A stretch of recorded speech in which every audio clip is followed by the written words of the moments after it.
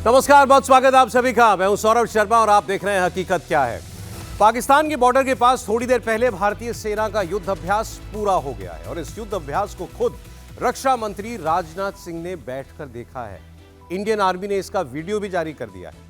तोप, tank, attack helicopters, robotic dogs, drone, सबसे advanced war weapons के साथ एक रियल वॉर एक्सरसाइज हुई है और इसके साथ ही इंडियन आर्मी के सातों कमांड के कमांडर्स ने 16 घंटे तक मीटिंग की। रक्षा मंत्री भी इसमें शामिल रहे और ऐसा लग रहा है कि भारत युद्ध के लिए पूरी तरह तैयार हो चुका है। रक्षा मंत्री ने एक डोज पाकिस्तान को पहले ही दे दी और अगली डोज क्या होगी, आसिम मुनीर के लिए कितनी घातक होगी, उसमें भैरव का क्या रोल होगा। पहली बार पाकिस्तान को भैरव डराने आ रहे हैं।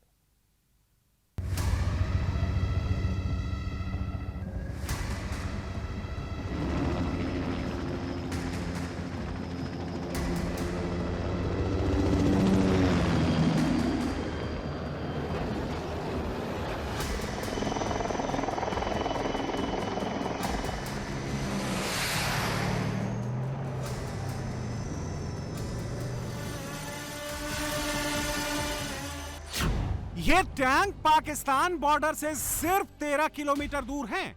इसकी गरज पाकिस्तान तक सुनाई दे रही होगी। ये वज्र तोप पाकिस्तान बॉर्डर से ठीक 13 किलोमीटर दूर है। इसका गोला 40 किलोमीटर मार कर सकता है। बिना बॉर्डर पार किए पाकिस्तान में बारूद भर सकता है। रॉकेट से लैस ये इंडियन आर्मी की बख्तरबंद गाड़ियां हैं।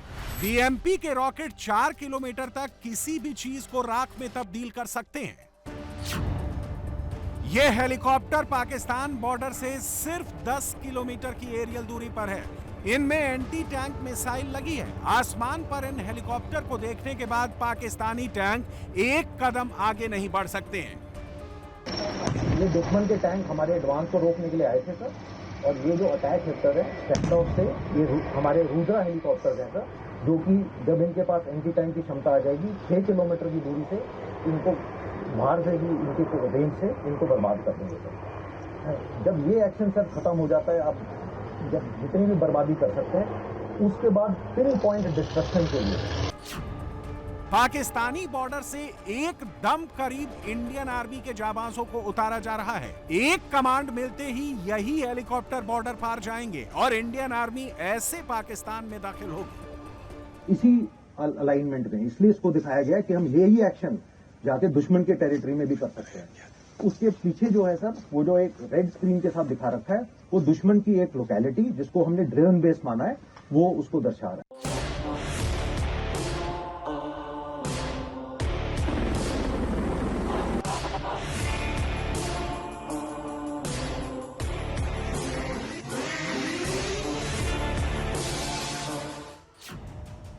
युद्ध बिल्कुल ऐसे ही शुरू होगा। रेगिस्तान से भारतीय सेना ऐसे ही आगे बढ़ेगी, लेकिन युद्ध में सब कुछ दिखता नहीं है। खतरा उससे ज्यादा होता है जो दिखता नहीं है। इस दृश्य को देखिए, आपको खाली मैदान, पेड़, झाड़ियां नजर आ रही होंगी। यह इंडियन आर्मी का अदृश्य हमला है। दूरबीन लगाकर भी दुश्मन भारतीय जाबाजों को देख नहीं पाएगा। पाकिस्तान को इंडियन आर्मी की अदृश्य पलटून से सबसे ज्यादा खतरा है। अदृश्य मोड़ में इंडियन आर्मी की गाड़ी और आर्मी के जाबाज बिना हिले, बिना पकड़ में आए 100 घंटे तक छिपे रह सकते हैं। ऐसा नहीं है कि सिर्फ गाड़ी को कवर किया गया है। देखिए, आर्मी की गाड़ी से 2 सैनिक उतरते हैं। इन्होंने भी आसपास के माहौल के मुताबिक खुद को कवर कर रखा है। जब सेना आगे बढ़ती है तो उससे पहले इंडियन आर्मी के अदृश्य सोल्जर पहले बॉर्डर पार करके रास्ता साफ करते हैं। ऐसी तैयारी तभी होती है जब युद्ध सामने दस्तक देता है। इस बाइक को देखिए, इसके पीछे आती जीप को देखिए। पूरी रेजिमेंट इनविजिबल मोड पर काम करती है। पाकिस्तान को पता भी नहीं चलेगा कि कब इंडियन आर्मी बॉर्डर पार करके दाखिल हो चुकी है। आसमान में ड्रोन और जमीन पर रोबोटिक डॉग, यह दुनिया का सबसे हाईटेक वॉर जोन एक्सपीरियंस है। टेक्नोलॉजी और ह्यूमन इंटेलिजेंस का सबसे खतरनाक कॉकटेल। तो ये जो ड्रोन है सर, ये 8वीं प्लेटून जो हम आपको इसके बाद दिखाएंगे भी ऑन ग्राउंड सर, उसकी जो सर्विलेंस सेक्शन है ये इसको ऑपरेट कर रही है sir. Close target recce, accuracy और पिन पॉइंट अगर आपको किसी को देखना है तो ये जाके और इसका फीड जो है ये वापस अपने सर्विलेंस सेंटर में देते हैं। थार स्ट्राइक युद्धाभ्यास आसिम मुनीर पर किसी स्ट्राइक से कम नहीं है। ये रियल वॉर एक्सरसाइज है। रक्षा मंत्री राजनाथ सिंह बीच में खड़े हैं, उनके पीछे जो वॉर मशीन खड़ी है सबसे पहले उस पर ध्यान दीजिए। बाईं तरफ जो टैंक खड़ा है वो थोड़ा अलग है, थोड़ा जूम करके आपको दिखाते हैं। इस टैंक पर केज बना है, जाली लगी है, एक पिंजरा जैसा बना है जिसके अंदर टैंक ऑपरेटर और टैंक गनर हैं। ये यूक्रेन रूस जंग से सबसे बड़ी सीख है। ये T-72 टैंक है जिस पर केज कवर बनाया गया है। मॉडर्न वॉर में ड्रोन का इस्तेमाल सबसे ज्यादा हो रहा है। ड्रोन हमले से बचने के लिए टैंक के ऊपर सॉलिड स्टील के केज तैयार किए गए हैं। युद्ध में इंडियन टैंक को पाकिस्तानी ड्रोन नहीं रोक पाएंगे। अब राजनाथ सिंह के ठीक पीछे देखिए, ये नेमिस है, नाग एंटी टैंक मिसाइल सिस्टम, जिसका काम है पाकिस्तानी टैंकों की कब्र खोदना। इस पर भी केज कवर लगा हुआ है क्योंकि वॉर में पाकिस्तानी ड्रोन के टारगेट पर यह भी होगा। राजनाथ सिंह के दाएं तरफ हिंदुस्तान का दमदार भीष्म टैंक खड़ा है जिसका गोला जहां गिरता है वहां पर सिर्फ तबाही ही नजर आती है। अब आपको वो तस्वीर दिखाते हैं जिसका डर सबसे ज्यादा पाकिस्तान को है, जिसकी टेंशन सबसे ज्यादा आसिम मुनीर की है। ये भारतीय सेना के सबसे खतरनाक, सबसे जांबाज, सबसे हाईटेक सोल्जर हैं। ये पाकिस्तान का काल है, ये इंडियन आर्मी की भैरव बटालियन है। ये भैरव बटालियन की पहली तस्वीर है। पहली बार भैरव बटालियन के जांबाज देखें। रक्षा मंत्री के ठीक सामने एक सोल्जर खड़ा है। इसकी ना शक्ल दिख रही है, ना वर्दी दिखाई दे रही है, पूरी तरह से खुद को कवर कर रखा है। हाँ, हाथों में इसकी राइफल जरूर दिख रही है। भैरव बटालियन का स्नाइपर कमांडो है जो नजर नहीं आते, लेकिन इनकी गोली नजरें जरूर बंद कर देती हैं। हर एक भैरव कमांडो के हाथों में सबसे एडवांस गन AK-203 है। पाकिस्तान से अगली जंग में यह गन बहुत काम आने वाली है। AK-203 गन का निर्माण भारत में हो रहा है। AK की सीरीज की यह सबसे एडवांस गन है। 1 मिनट में 700 राउंड फायर कर सकती है। 800 मीटर की रेंज तक सटीक निशाना लगता है। AK-203 को इंडियन आर्मी में शेर कहकर बुलाते हैं। युद्ध में सैनिकों के हाथों में कौन से हथियार है, इससे बहुत फर्क पड़ता है। गोली कहां तक मार करती है, कितनी रेंज से फायर करना पड़ता है। थोड़ी से थोड़ी बातें जान बचा सकती हैं, जीत दिला सकती हैं। इसलिए दुनिया की बेस्ट राइफल्स अब हिंदुस्तान खुद बना रहा है और सेना में शामिल भी हो गई है। भैरव बटालियन को पाकिस्तान से 90 घंटे की लड़ाई के बाद तैयार किया गया है। अगली जंग में भैरव बटालियन का सबसे बड़ा रोल होगा। भैरव बटालियन को सरप्राइज हमले के लिए तैयार किया गया है। भैरव कमांडो सबसे कम वक्त में दुश्मन की सीमा में दाखिल होंगे। अभी 1250 भैरव कमांडो तैयार हो चुके हैं। अगले 6 महीने में 6250 भैरव कमांडो युद्ध के लिए रेडी होंगे। यह इंडियन आर्मी की सबसे नई और एडवांस प्लाटून है, अग्नि प्लाटून, जो हर बटालियन के साथ रहेगी। इसको इंडियन आर्मी की ड्रोन प्लाटून भी कह सकते हैं। इसका काम दुश्मन पर ड्रोन हमला और सर्विलांस है। पाकिस्तानी बॉर्डर पर इंडियन आर्मी ने अपने सबसे खतरनाक जाबाजों को हथियार के साथ तैनात किया है। दिल्ली से ऑर्डर आएगा, बॉर्डर एक बार में पार हो जाएगा। सर, यहाँ से इंटरनेशनल बॉर्डर इस डायरेक्शन के अंदर 13 किलोमीटर यहाँ से दूर है। पाकिस्तान बॉर्डर के पास से राजनाथ सिंह ने पाकिस्तान को एक और दोष दे दी है। यह क्षेत्र पाकिस्तान बॉर्डर के पास है, इसलिए बहुत ज्यादा कंफर्ट जोन में तो कभी नहीं जाया जा सकता। हमें अलर्ट रहना ही होगा। हालांकि अभी कुछ दिन पहले ऑपरेशन सिंदूर के दौरान पाकिस्तान को ठीक ठाक डोज दे दिया गया है। अब कुछ भी हरकत करने से पहले वह 100 बार सोचेगा, और अगर पाकिस्तान ने दोबारा कोई हरकत किया तो उसका परिणाम क्या होगा यह पाकिस्तान को भी अच्छी तरह से पता है। क्योंकि ऑपरेशन सिंदूर साथियों अभी खत्म नहीं हुआ है, उसे सिर्फ स्थगित किया गया है। लेकिन फिर भी मैं ये कहूँगा कि हमें हर तरीके से हमेशा अलर्ट रहने की आवश्यकता है।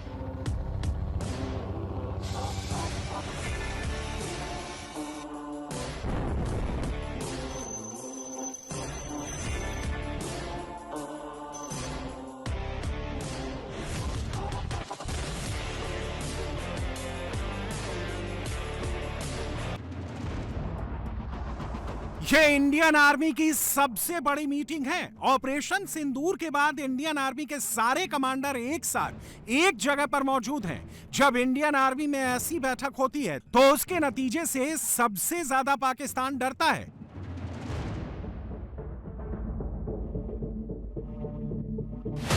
भारतीय सेना में 7 कमांड सेंटर हैं। पाकिस्तानी बॉर्डर के साथ northern command, western command, south western command, दक्षिणी कमांड सबसे पहले इंगेज होते हैं। लेकिन जब जंग होती है तो सेंट्रल कमांड, ईस्टर्न कमांड हर कोई युद्ध में उतरता है। इस वक्त हर एक आर्मी कमांड ऐसे युद्ध की तैयारी कर रहा है। जब युद्ध होगा तो ये कमांडर युद्ध का मोर्चा संभालेंगे। अब कमांडर्स को भी जान लीजिए। भारत पाकिस्तान के बीच वेस्टर्न फ्रंट 3206 किलोमीटर का है। नॉर्दर्न कमांड के पास 883 किलोमीटर की जिम्मेदारी है। नॉर्दर्न कमांड के कमांडर लेफ्टिनेंट जनरल प्रतीक शर्मा हैं। वेस्टर्न कमांड के पास 663 किलोमीटर पाकिस्तान बॉर्डर की जिम्मेदारी है। वेस्टर्न कमांड के general in command lieutenant general Manoj Katiyar हैं। साउथ वेस्टर्न कमांड के पास 400 किलोमीटर की जिम्मेदारी है। साउथ वेस्टर्न कमांड के commander lieutenant general Manjinder Singh हैं। सदर्न कमांड के पास सबसे ज्यादा 1200 किलोमीटर की जिम्मेदारी है। सदर्न कमांड के कमांडर लेफ्टिनेंट जनरल धीरज सेठ हैं। पाकिस्तान के खिलाफ पहला मोर्चा, पहला हमला यहीं से होगा। ऑपरेशन सिंदूर तो बस एक ट्रेलर था, अब पाकिस्तान का सर्वनाश होगा।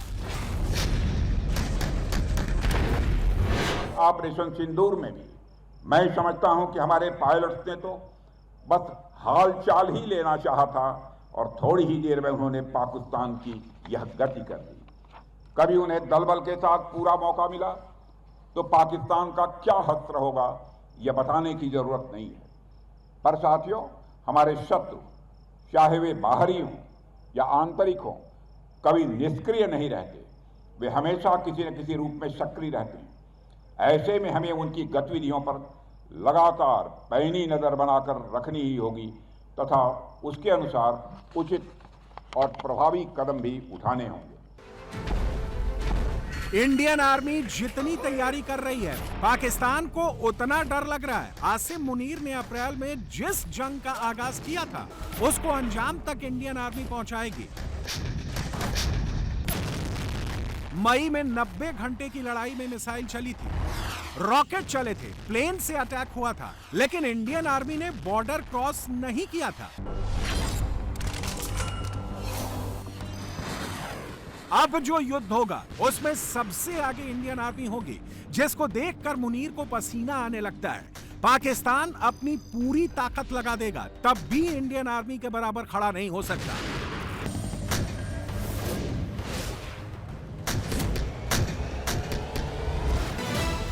भारत के पास 14 लाख की आर्मी है, पाकिस्तान के पास टोटल 6 लाख की आर्मी है। भारत के पास 11 लाख की रिजर्व सेना है, पाकिस्तान के पास 5 लाख की रिजर्व फोर्स है। साथियों, यह सदी हमारी है, आने वाला वक्त हमारा है। प्रधानमंत्री जी के मार्गदर्शन में हमने जिस प्रकार से आत्मनिर्भरता की ओर कदम बढ़ाया है, मुझे पूरा विश्वास है कि हमारी सेना भी आने वाले समय में निश्चित रूप से दुनिया की सर्वश्रेष्ठ सेना होगी। मुझे यह विश्वास है कि आप लोगों के सहयोग से हम इस उद्देश्य को भी जल्द से जल्द प्राप्त कर लेंगे। युद्ध के मैदान पर एक पाकिस्तानी सैनिक के साथ 2-2 इंडियन जवान खड़े होंगे। जब लाखों इंडियन जाबाज एक साथ पाकिस्तान पर धावा बोलेंगे तो मुनीर के पास भागने के लिए जगह नहीं बचेगी। पाकिस्तान में तो अभी से शुरू हो गया है, 72 घंटे बाद नक्शा बदलने वाला है।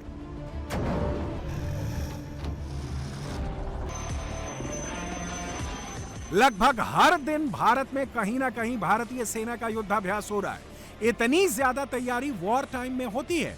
सेना की एक कहावत है, जितना पसीना अभ्यास में बहेगा उतना खून युद्ध में बचेगा, और ये युद्ध काल ही है। इसमें खून सिर्फ पाकिस्तानी सेना का बहेगा। इसका एहसास पाकिस्तान को भी है, तभी पाकिस्तान में आसिम मुनीर के सितारे देखे जा रहे हैं। डर किसे कहते हैं, ये हर एक पाकिस्तानी के चेहरे पर साफ दिखाई दे रहा है। आसिम मुनीर के मुताबिक मई में उनके सैनिकों को कुछ नहीं हुआ था। अफगान युद्ध में वो जीता था, लेकिन पाकिस्तानी जनता कुछ और बता रही है। कम से कम 500 पाकिस्तानी सैनिक मारे गए हैं और हिंदुस्तान के साथ युद्ध में यह आंकड़ा लाखों तक पहुंचेगा। रात हो या फिर दिन, आसिम मुनीर अब सिर्फ दिन गिन रहा है। पूरा पाकिस्तान जानता है युद्ध होगा, जरूर होगा, और ये अंतिम युद्ध होगा।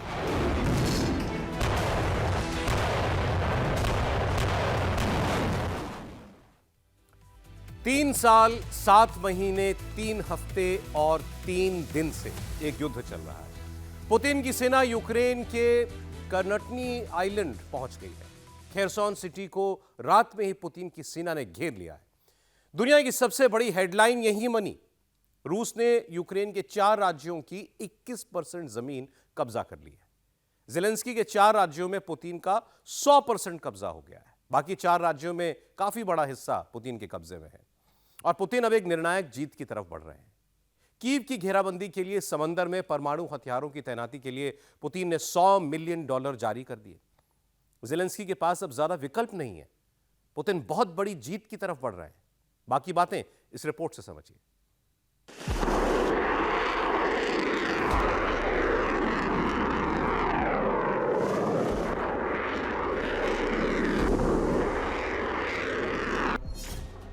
पुतिन बहुत फायर हैं। अब कीव बाय फोर्स लेंगे। 2, 1, launch.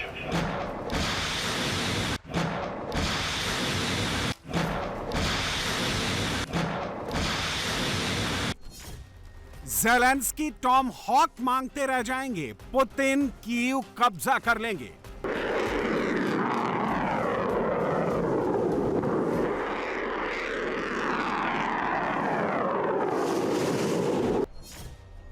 रूसी नेवी को पुतिन ने $100 मिलियन दिए।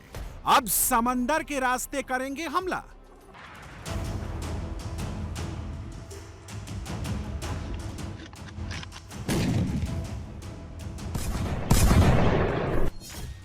यूक्रेन पर रातों रात चौतरफा कब्जा शुरू। ज़ेलेंस्की के आइलैंड पर रूसी सेना घुसी। ज़ेलेंस्की जब ब्रसेल्स में ईयू लीडर्स के गले मिल रहे थे, उस समय पुतिन के आदेश पर रूसी आर्मी ज़ेलेंस्की के आइसलैंड पर कब्जे के प्लान को एग्जीक्यूट करने में लगी थी। रूसी सैनिकों को मैप में एक एक चीज बहुत बारीकी से समझाई जा रही थी। कहां से ज़ेलेंस्की के आइसलैंड पर घुसना है और कैसे वहां से यूक्रेनी सैनिकों को खदेड़ना है। पूरी प्लानिंग के बाद बोट पर सवार होकर रूसी सैनिक नीपर नदी के रास्ते आगे बढ़े, नदी पार की और यूक्रेन के कर्नटनी आइसलैंड में दाखिल हो गए। ज़ेलेंस्की की सेना जब तक समझ पाती, रूसी सेना ने वहां गोलियां चलानी शुरू कर दी। ज़ेलेंस्की की सेना में भगदड़ मच गई। रूसी सेना करंटाइनी आइसलैंड की बस्तियों में गोले दागते हुए आगे बढ़ती रही। रात भर की लड़ाई के बाद करंटाइनी आइसलैंड भी ज़ेलेंस्की के कब्जे से निकल गया। पुतिन की सेना का कब्जा हो गया। रूस की सेना ने करंटाइनी की लड़ाई का वीडियो भी जारी किया है। यूक्रेन का करंटाइनी आइसलैंड खेरसॉन सिटी के साउथ बैंक पर स्थित है। नीपर नदी पर बना ब्रिज करंटाइनी आइसलैंड और खेरसॉन सिटी को जोड़ता है। करंटाइनी गंवाने के बाद ज़ेलेंस्की की सेनाओं के लिए अब खेरसॉन सिटी को बचाना बहुत मुश्किल हो गया है। ज़ेलेंस्की की सेनाओं के लिए खेरसॉन में अपनी फॉरवर्ड पोजीशन पर टिके रहकर रूसी सेना से लड़ना बहुत कठिन है। वजह, रूसी सेना पहले ही खेरसॉन के बड़े हिस्से पर कब्जा कर चुकी है। वहां रूसी सेना लगातार सुसाइड ड्रोन से तबाही मचा रही है। ये तस्वीरें खेरसॉन में रूसी सेना के हमले के बाद की हैं। घरों से आग की लपटें उठ रही हैं। मकान जल गए। बड़ी बड़ी इमारतों और मल्टी स्टोरी सोसाइटी को रूस ने हमलों में तबाह कर दिया है।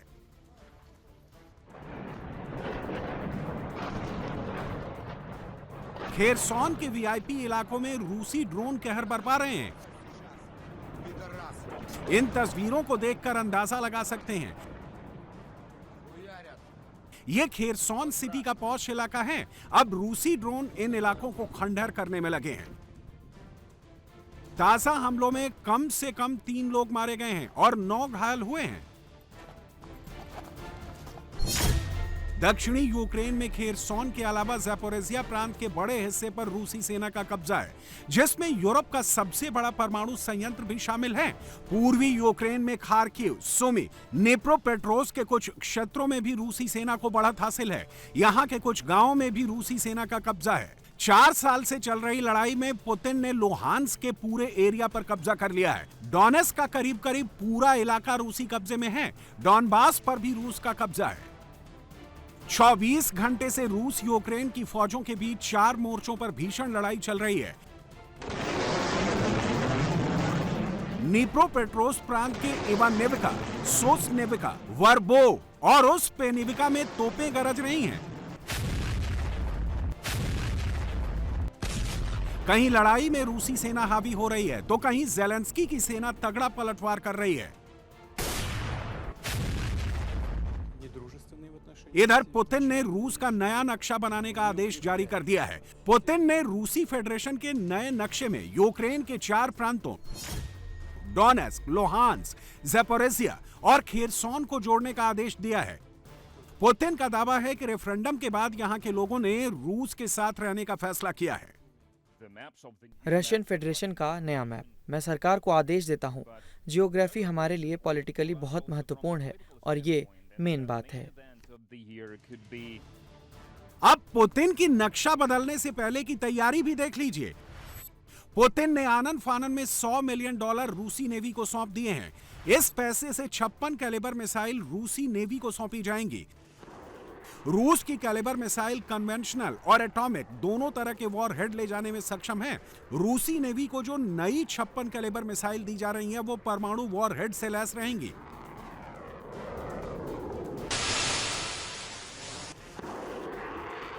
कैलिबर मिसाइल को पनडुब्बी, नेवी शिप, फ्रेगेट्स और बड़े समुद्री जहाजों से भी लॉन्च किया जा सकता है। इनकी रेंज 1500 से 2500 किलोमीटर तक है। इनमें 450 से 500 किलोग्राम वॉरहेड लगाया जा सकता है। कीव पर कन्वेंशनल वॉरहेड से लैस 3 कैलिबर मिसाइल दागकर एक बार पुतिन ट्रेलर दिखा चुके हैं। कैलिबर मिसाइल लॉन्च होने के बाद समुद्री तल पर बहुत कम ऊंचाई पर उड़ती है, जिसकी वजह से दुश्मन के रेडार पर इसे ट्रैक कर पाना मुश्किल होता है। कैलिबर मिसाइल जिस इमारत में गिरती है वहां बहुत भारी तबाही मचाती है। कीव और नाटो दोनों को कंट्रोल करने के लिए पुतिन ने कैलिबर मिसाइल फटाफट खरीदने का फैसला किया है। इस फैसले से कुछ देर पहले रूसी फेडरेशन की सुरक्षा परिषद के उपाध्यक्ष ने कहा था कि अमेरिका ने कीव की सत्ता में ज़ेलेंस्की को बैठाया है, वही हटाए, वरना रूस बाय फोर्स उन्हें हटाएगा। मेदवेदेव यहीं पर नहीं रुके। उन्होंने यह भी कह दिया कि यूक्रेन दुनिया के नक्शे से गायब हो जाएगा, क्योंकि इसकी किसी को जरूरत नहीं है। कीव को थर्राने के लिए रूस अब करीब करीब रोजाना यहां पर हमले कर रहा है। ये तस्वीरें बीती रात रूसी ड्रोन अटैक की हैं। रूसी ड्रोन जहां जहां गिरा वहां बहुत बड़ा गड्ढा बन गया।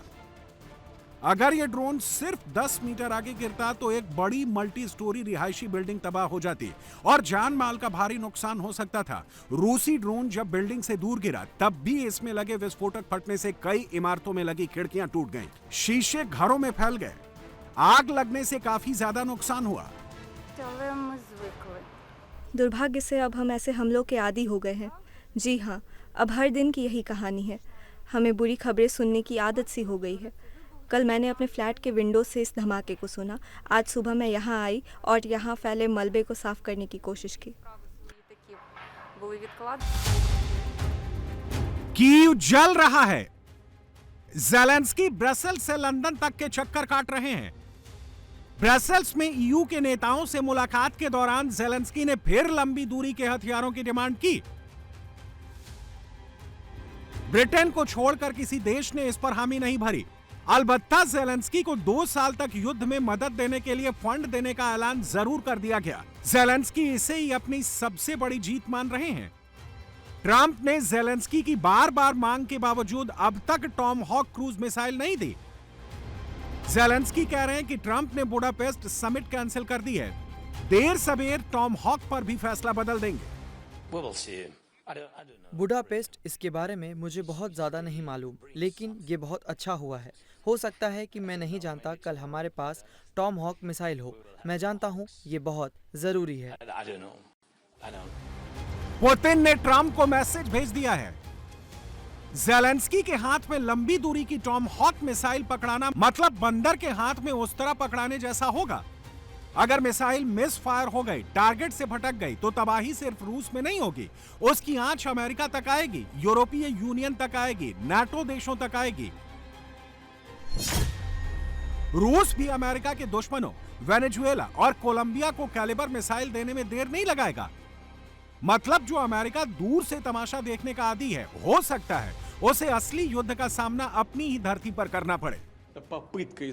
ये युद्ध को भड़काने वाली बात है। अगर ऐसे हथियारों का इस्तेमाल रूस की धरती पर हुआ तो इसके बहुत गंभीर नतीजे होंगे। रूस का पलटवार उनकी सोच से ज्यादा खतरनाक होगा। बुडापेस्ट में जो हंसी ज़ेलेंस्की के चेहरे पर दिख रही थी, वो लंदन पहुंचते पहुंचते हवा हो गई, क्योंकि व्हाइट हाउस ने क्लियर कर दिया कि बुडापेस्ट में होने वाली पुतिन ट्रंप की मीटिंग हो सकती है, पूरी तरह टली नहीं है। पुतिन भी कह चुके हैं कि बुडापेस्ट में मीटिंग का प्लान रूस का नहीं, ट्रंप का था। पुतिन ये भी कह चुके हैं कि बिना तैयारी के मीटिंग में आने का कोई फायदा नहीं है। अब सवाल उठता है कि पुतिन किस तैयारी की बात कर रहे हैं। क्या दो बड़ी तेल कंपनियों पर सैंक्शंस लगने के बाद पुतिन समझौते की तैयारी कर रहे हैं? जवाब बिल्कुल नहीं। तो क्या पुतिन जीती हुई 20% जमीन यूक्रेन को लौटाने की तैयारी कर रहे हैं? जवाब है बिल्कुल नहीं। पुतिन की तैयारी का पहला सैंपल यह है, गोलियां दनादन चल रही हैं, गन से दुश्मन के ड्रोन के परखच्चे उड़ाए जा रहे हैं। यह रूस का सेंट पीटर्सबर्ग है, जहां पुतिन नया mobile air defence system test कर रहे हैं। यह 2 बैरल वाली मशीन गन है जो 1 मिनट में दर्जनों गोलियां दागती है। यह एआई गाइडेड है, मतलब अगर दुश्मन का ड्रोन रूस के इलाके में आएगा तो रेडार उसे डिटेक्ट करेगा और एआई उसकी क्लियर पिक्चर मशीन गन को दिखाएगा और फिर ताबड़तोड़ गोलियां चलेंगी, दुश्मन के ड्रोन के परखच्चे उड़ जाएंगे। ब्लैक सी में इस मशीन गन को रूस ने लगाया है। अब ज़ेलेंस्की के ड्रोन को मार गिराने के लिए पुतिन को महंगी मिसाइलें नहीं चलानी पड़ेंगी, कम बजट में दुश्मन के ड्रोन को यह मोबाइल मशीन गन मार गिराएगी। पुतिन की तैयारी का आप दूसरा सैंपल देखिए। जिस यूरोपीय यूनियन के दम पर ज़ेलेंस्की युद्ध लड़ रहे हैं, यह उन्हीं का दिया हुआ टैंक और तोपखाना है। रूसी जिसकी युद्ध के मैदान में होली जला रहे हैं। रूस के खिलाफ युद्ध में ये कबाड़ से ज्यादा कुछ नहीं साबित हुए। ज़ेलेंस्की ने इन्हें उन इलाकों में तैनात किया जहां रूसी सेना बहुत एडवांस स्टेज में थी। ज़ेलेंस्की के टैंक और तोपखाने रूसी फौजों को रोक नहीं सके। रूस ने ड्रोन अटैक कर उन्हें वहीं डेटोनेट कर दिया। इस टैंक में जर्मनी के लेपर्ड टैंक, अमेरिका के एब्राम्स और ब्रिटेन के चैलेंजर टैंक शामिल हैं। दरअसल नाटो मुल्क सोच रहे हैं कि रूसी कंपनियों पर सैंक्शन लगाने के बाद वो नए टैंक नहीं खरीद पाएंगे, तो ज़ेलेंस्की इन्हीं कबाड़ टैंकों से अपनी खोई हुई जमीन वापस ले लेंगे। नाटो देशों से मिले ये टैंक ज़ेलेंस्की ने पोक्रोव की लड़ाई में लगाए थे। रूसी टैंक और तोपखाने से इनकी भिड़ंत मिर्नोग्राड टाउन के पास हुई। फिर क्या हुआ, यह बताने के लिए तस्वीरें काफी हैं। ज़ेलेंस्की के तोपखाने का पूरा कॉलम एडवांस रूसी टैंकों के सामने बेदम साबित हुआ। रूसी बमबारी में वहीं जलकर खाक हो गया।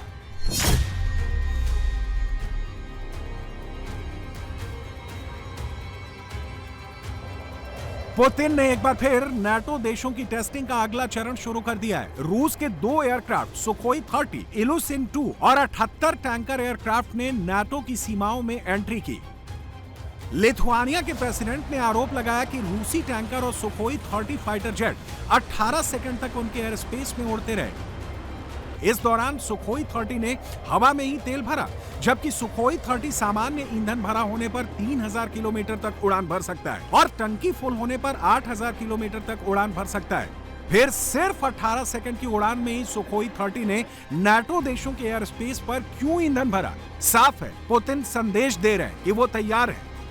अगर नाटो देशों ने यूक्रेन को लंबी दूरी के हथियार दिए तो नतीजे बहुत गंभीर होंगे। इसी का असर है कि ब्रसेल्स में ईयू के नेताओं ने ज़ेलेंस्की की पीठ तो खूब थपथपाई, लेकिन 2 साल बाद युद्ध में मदद से ज्यादा कोई बड़ा ऐलान नहीं कर सके। यहां तक कि रूस के फ्रीज $300 अरब का फंड यूक्रेन को देने पर भी फैसला नहीं कर सके, उसे 2 साल के लिए टाल दिया। Therefore, the clear commitment of the European Council to cover the financial needs in the next 2 years, very clearly including the defense and security needs of Ukraine, is the first statement that always has to be there. Then the focus is on the immobilized assets, and here to look at different options. Indeed, I can only underline that the President of the European Central Bank and the President of the Eurogroup both were very clear that they said these are elements to be addressed, but they can be addressed.